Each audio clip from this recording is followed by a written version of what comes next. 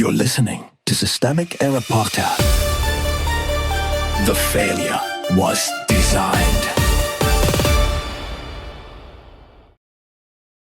Trump ditches Qatari jet as experts raise equipment concerns based on an article by David Edwards.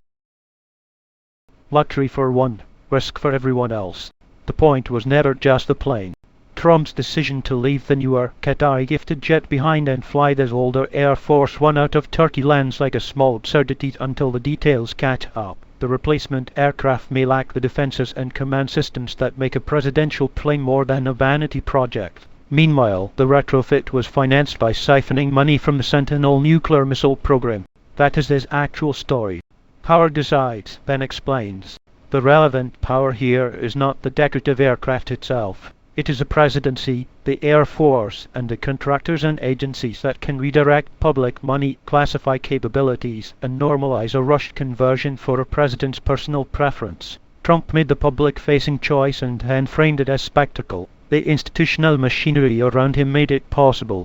That is how executive power works when it stops pretending to be public service. Security as afterthought, vanity as priority. The source points to a likely security problem. The newer jet may not have the self-defense systems, command and control capacity or hardening that the older VC-25 already has. If that is true, then the aircraft was treated as a luxury object first and a command platform second. That order matters. A presidential aircraft is not supposed to be a trophy that happens to fly.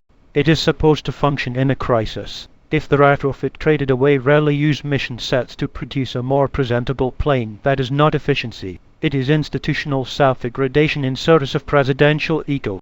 Misdirection by design.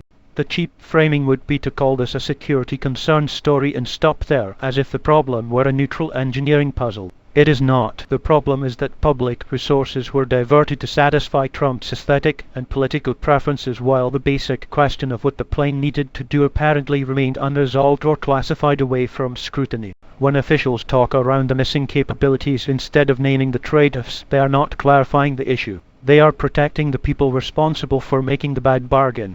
The coalition of enablers. This is not only Trump's corruption. It is also the tolerance structure around him, contractors who defer to the Air Force speaking in abstractions about less commonly used mission sets, and a political system that allows senators to discover the problem only after the money has already been diverted.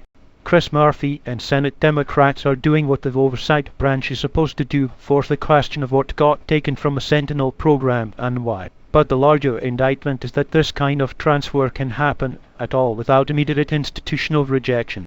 What this reveals. The pattern is familiar. Trump wants the symbol, the bureaucracy arranges the substance, and the public is left to absorb the cost and the risk after the fact. The misdirection is always the same. Call it practicality, call it modernization, call it national security, and keep the attention off the hierarchy that put presidential vanity ahead of public purpose.